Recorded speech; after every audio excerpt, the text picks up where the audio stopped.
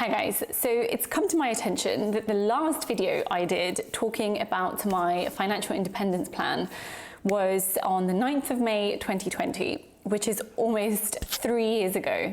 3 years, that's such a long time.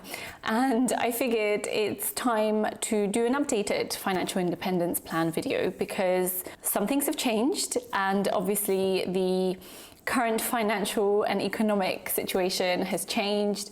And I've had a few questions from people on what my plan is looking like and what the updates are. And yes, I do updates on my Poland house build, but perhaps not necessarily on the whole fire plan. So I sat down and I rewatched my old video just to refamiliarize myself with the points that I raised there.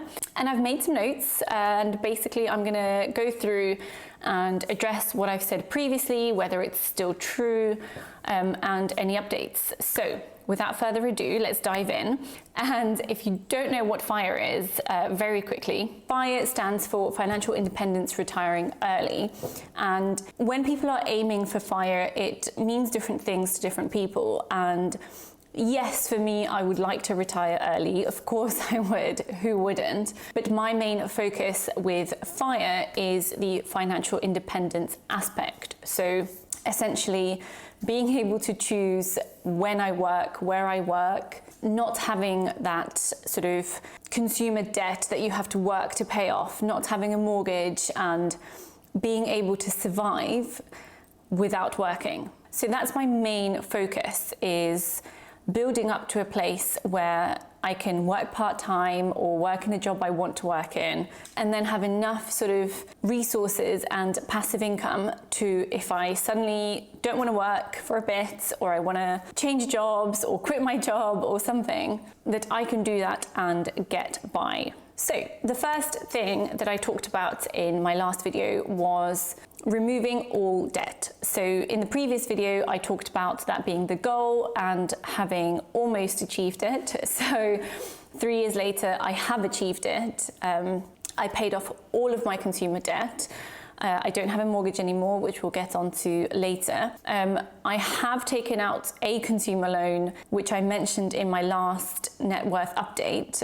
However, I'm not necessarily counting this as debt because I can pay it off straight away if I want to. So essentially, I have enough money in my limited company account and currently in my savings to pay it all off if I wanted to, but I had to take out the loan in order to help my house build progress quicker. And I was okay with that because I'm overpaying on the repayments. The interest I got was fairly decent compared to what it's looking like now when you try to take out a loan. And I'm not in a position where this is weighing me down and making me think I have to continue working in order to pay this off. So step one essentially achieved, debt-free. The second thing I mentioned in the previous video was equity in my flat.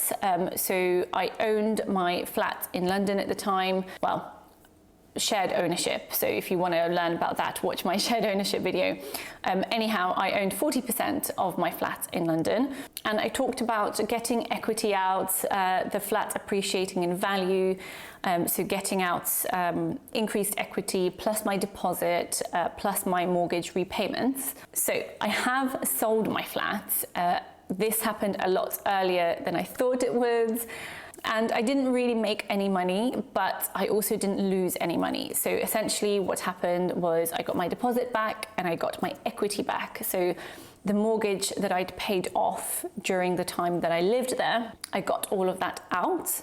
But the increase in price was about 5K to what I paid for it, and that pretty much just covered all the selling costs. So I didn't really make any equity money, but I didn't lose anything. So I was fairly happy. And then I used that money to do my house build in Poland. So this was another thing that I mentioned, which was moving to Poland, having a house there, being mortgage free. So in terms of the house builds, obviously you can watch my last house build update for more details, but I'm almost there, almost. Most of the build is done. I'm now essentially just waiting for water and electricity to be sort of plugged in, if you will, to be sorted. And then I can progress further with the finishing touches, so like flooring and painting and furniture and stuff like that. I do still have probably another £30,000 or so to put into the house in terms of money that I still need to spend on it. So I don't necessarily have all of that in my savings. I don't want to sell any more of my investments if I can help it, because I have had to sell a lot of my investments to go through with this build. But for me, having the ability to live mortgage-free, I think is more important than having investments. And like I've mentioned previously, I'm trying to make the house sort of as energy efficient as possible to minimize my bills in the future. So the plan is still to move to Poland officially and find a job in Poland and stuff like that. So at some point this year, that's going to happen. The next thing I mentioned was that I would save about 50% of my income, so that totally didn't happen. I have not done that at all, but I did save quite substantially. I did extra jobs, side hustles, I sold stuff, putting away a substantial amount of my salary. After selling my flat, I moved in with flatmates so that I could basically save very, very aggressively. So that's all helped massively towards the house build as well. But obviously the current economic situation has meant that it's cost a lot more than I planned for it to cost. Continuing side hustles was the next thing that I mentioned. This is still something that I want to do. This is still something that I continue doing. I still teach English. Obviously, YouTube took a bit of a backseat for me for various reasons. I do have a video explaining that. But I still make money from it. It's nowhere near as much as I used to make, but you know, I actually really enjoy making videos, so it's still something that I'm going to do. And even if all it makes me is £100 a month, that's still pretty decent in my opinion, especially if I'm gonna live in Poland. So I did also mention wanting to be a part-time English teacher, which I've also managed to achieve. I do teach quite a lot now every week. I need to scale that back for this year because I need to focus on my job, but I will go back to it, and I have a lot of interest from students. So I think I could survive off of that on its own if I wanted to do that as a job. And finally, the dividend-focused investing, which I did quite a bit, and I did sort of stray away from the dividend focus. So I did end up straying into a bit of growth stocks and all this kind of stuff. And then I still had a fairly decent monthly dividend. So I was getting, I would say on average, between £40 to £60 per month, most months, which was really good. But then obviously I sold a lot. So I've gone way back down on that. So going forward, other than what I've said so far, in terms of anything that's changed and the new sort of outlook, economic outlook and things like that, I'm still hoping and aiming for financial independence by the time I'm 35. Having said that, I'm not sure how achievable that is. So I'm still going to be realistic. I'm still going to, like I said, aim for 35 because it gives me something to aim for and strive for, and I like having challenging goals. But I turn 31 this year, so that's 4 years from now. So if I'm being realistic, if I do want to move to Poland and work from Poland from this year, my income is not going to be as high. So I do need to take that into account. Obviously, I still have some investments which are still going to grow, and I'm still going to add to them. And you know, money from side hustles and things like that, money from teaching English, all of that going forward is going to be put into investments. So for the last couple of years, the big focus was the build, but like I mentioned, it's almost done. Still about 30k to go, but it's almost done, which means I can start turning my focus a little bit more again into the heavy investing. I haven't made a decision yet in terms of whether I'm going to keep all of my investments in the stock market or whether I'm going to down the real estate route. It's something that's been playing on my mind for a while.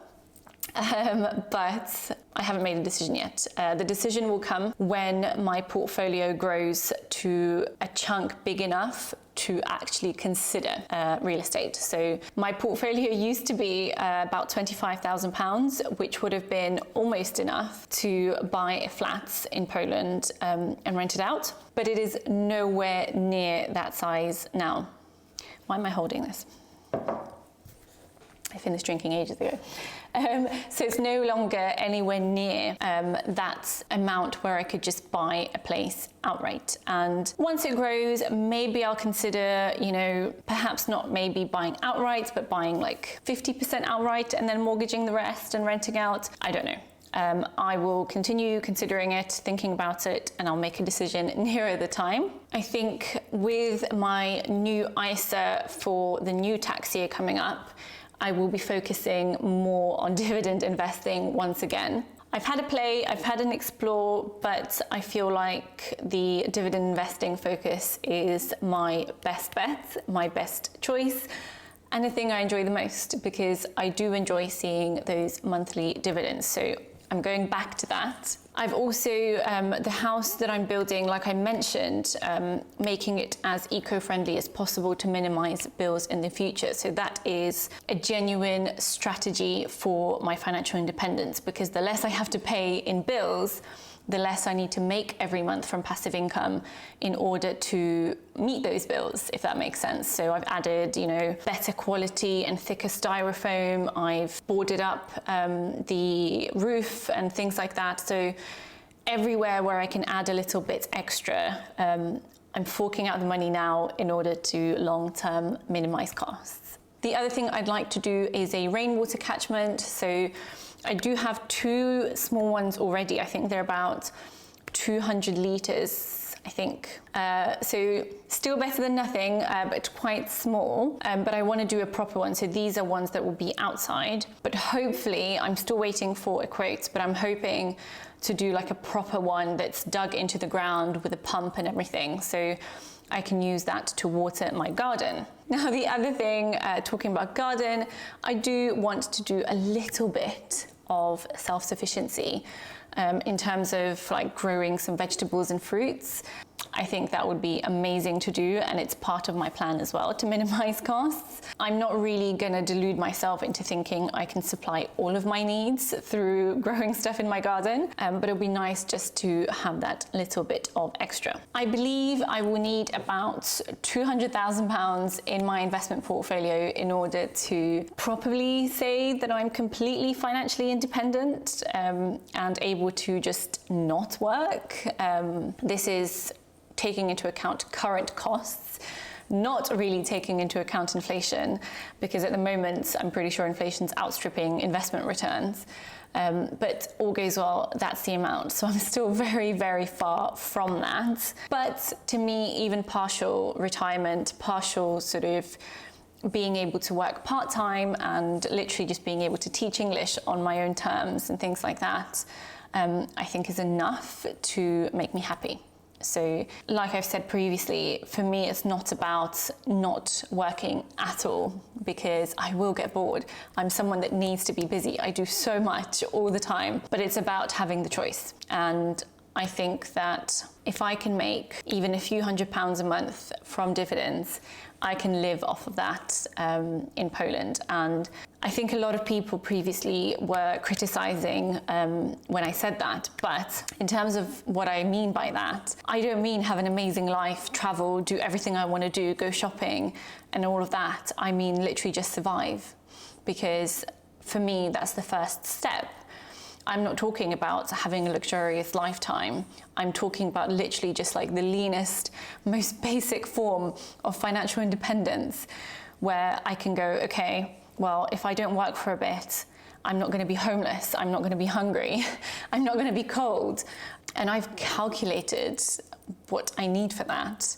And it's pretty much just the minimum wage in Poland, which I believe is something like 2,500 zloty per month, which is about £500 a month.